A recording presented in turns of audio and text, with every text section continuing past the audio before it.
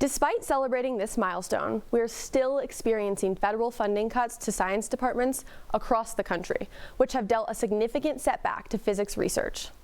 I visited local observatories in Colorado to learn how they're being affected. Hannah Ferrero didn't fall in love with astrophysics in a classroom. I was sleeping in my backyard under the stars with no tent and found myself writing this entire notebook about space facts. And by the end of the summer, I had this giant notebook, and I thought maybe this is something I should pursue because it didn't feel like work at all. But for Hannah, along with many aspiring astrophysicists across the country, the dream is becoming a much more difficult climb.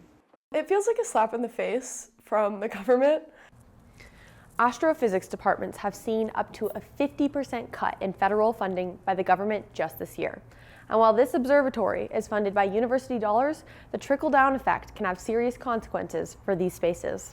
The trickle-down effects are going to be that we're not preparing our students to do science if we're cutting federal funding for doing research and that sort of things.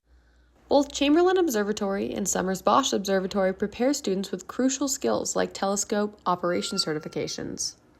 We have about 1,000 undergraduate students who get to use these telescopes. But keeping equipment operational comes with a price tag.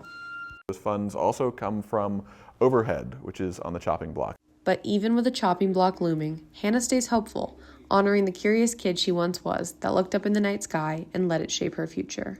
I think this next generation of scientists are going to be this much more resilient and powerful, and we're a little bit angry, and I think it's going to help fuel that drive.